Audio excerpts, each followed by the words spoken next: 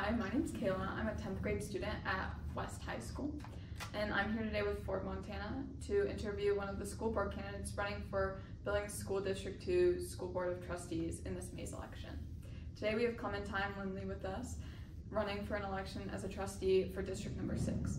Clementine, please go ahead and introduce yourself and tell us a bit why you're running for office. Thank you. I'm Clementine Lindley. I have been a resident here in Billings for 18 years. I'm a native Montanan who was born and raised here and left to do some higher education and then came back to Billings. And I have 3 children. I have one who has gone through the Billings public school system. I have 2 who are currently enrolled in the Billings public school system. And I've watched a host of superintendents and others come through our community and come through our board and our trustees and administration. And I just thought it was time, now that my kids are a little older, that to offer what I have to my community, because they've given so much to myself and my children over the years and over time.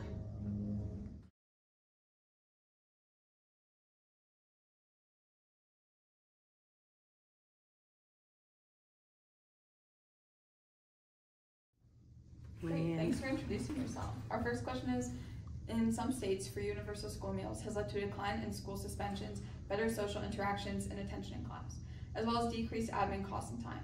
If elected, would you support universal free lunch for all students? Please expand on why or why not. Yes, I shouldn't even say that was there's no question in my mind, absolutely. We saw during COVID what it meant in our district and in our city to have students who were given meals throughout their time at school. Currently, we have over 200 students that receive backpack meals given by the Education Foundation.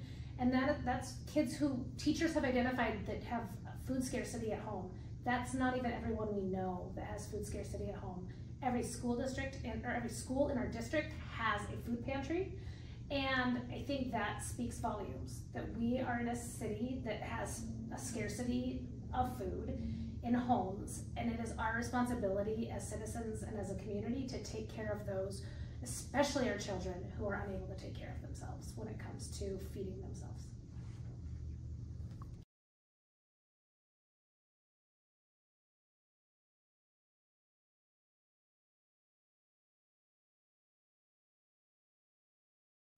The suicide rate for youth in Montana is more than double the national rate, and mental health screenings can be crucial to supporting those youth. With the school safety levy on this spring's ballot, what is your vision for improving safety in our schools? Will you commit to investing in mental health services for students? Absolutely.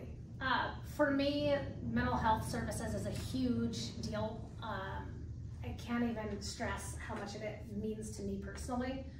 I guess I can. I have a tattoo that reminds me every day of my own mental health struggles. So for me, I think that I was diagnosed with depression when I was 16. If it wasn't for a really attentive family who paid attention to what I was doing, I think the outcome could have been grave at times. Instead, my family identified the risk factors that I was going through and got me the help I needed to be healthy and to push me to a place where, with the right medical community, I was getting the help I needed. In addition to that, I think that in our safety levy, there are many, many important parts to what that means to Billings. It means safety in our schools as far as staff. It means safety in our schools as far as guns and the lack thereof and how people access our schools. It also means that our students feel safe in their own skin. We also know that our queer community often has a higher suicide rate than our non-queer community, and I think that that speaks volumes to what we need to do to foster a safe community within our schools. And so for me, yes, mental health services, I'd have to look at the budget, I'd have to examine more things of exactly what that looks like, because there are constraints with money, but there are simple things like QPR training, which is a training of suicide, fear, like being able to identify suicide symptoms, that's important. So I think those are things that are less expensive, that we have as a resource that even our students can learn, that are really important.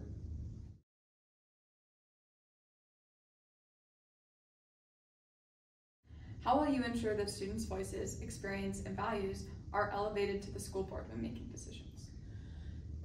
Wow, this is one that, I got this question to begin with before we had this conversation. There was one idea that has been on the forefront of my mind, and I was really excited to be able to share it with you and with others. And that's the idea that there are 4 school districts in our AA school districts in our state that actually have student council, student elected representatives that are non-voting members in their school boards.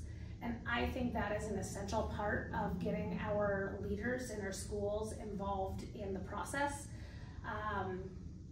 Also, the Board of Public Education also has a state representative that represents students, a non-voting representative on the Board of Education. And so, to me, it makes sense to follow suit with what our state does and what other districts are doing that are our size. And that's to get representatives from each high school that are either elected by their student bodies and student council elections, or maybe it's the student body president. I mean, that can be ironed out in the small details, but at the end of the day, I believe having 3 student body representatives at the table at school board meetings is essential to make sure that we are making the district the best for the future leaders, not just those of us that are old and have money and can be in leadership positions.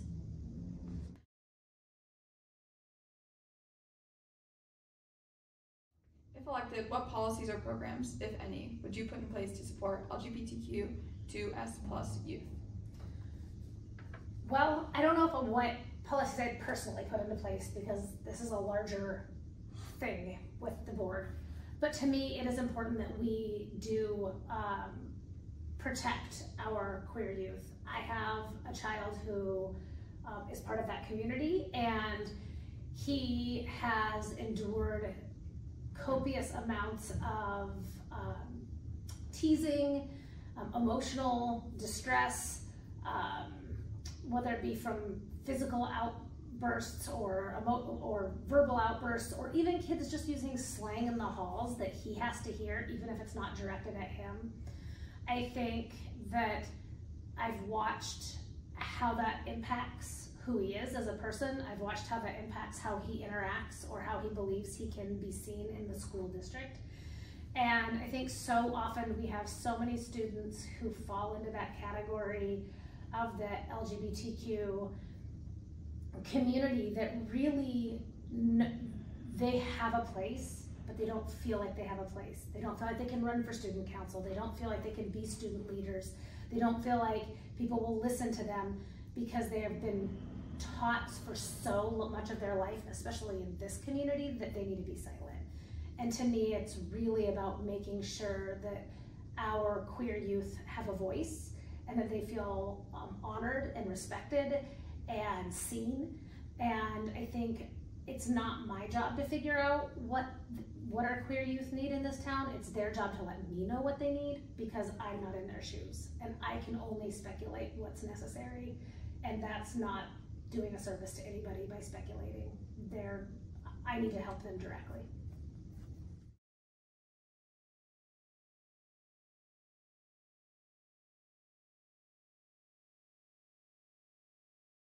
According to the American Library Association, 2023 saw the highest level of book banning ever recorded nationwide, and Montana is no exception. In January, Billings School Board members voted down efforts to ban a book from Billings school libraries. If elected, would you advocate for censorship in books in schools? Why or why not? Absolutely no censorship in schools. I actually was very pivotal in the part of listening to our librarians, finding out more information about the book. I was with a group of parents who read the book that they were trying to ban in January, Assassination Classroom. And my daughter was actually the youngest person to give testimony at that school board meeting after she found out they were going to try to ban a book in the high school. So for me, the idea that we would take books out of a school library because they don't fit someone's personal agenda doesn't resonate with me. I think for me, it's an important part that books allow us the escape to see all different walks of life and how people live and understand cultures, nationalities, sexuality, all kinds of things that we wouldn't be able to experience living in Billings, Montana. I have traveled all over the world. I have friends who live all over the world, from Middle Eastern countries to Europe to Asia, Australia, all over the world. And I think being able to read and understand who they are and what they've had to endure in their lives has been pivotal for me to be their friend and to understand who they are. And so I think similarly, by banning books because they have depiction of queer,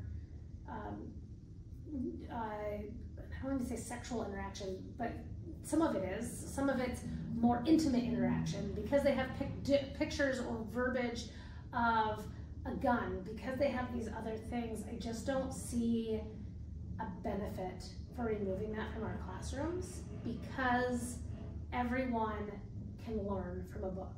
Everyone can learn something, even if it's learning that they're uncomfortable and they don't like it. There's something important about being uncomfortable in our own skin to help us decide what we believe and what we don't believe.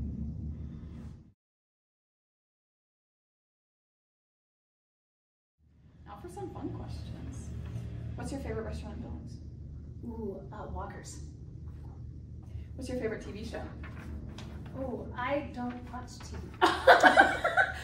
No, let's see. Reservation Dogs.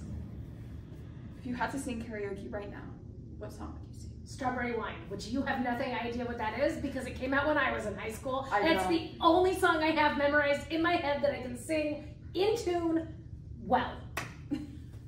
Who's your favorite celebrity? Oh, gosh, I don't know. Give me a genre of where I have to choose. Actor, singer, musician, actor. Oh, probably. Well, the one I think that is super cute is Benedict Cumberbatch. But if I had to go with like talent, Daniel Day-Lewis.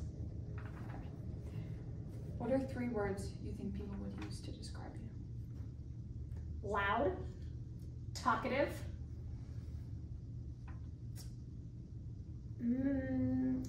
well, the word that they would use is not appropriate for me to say.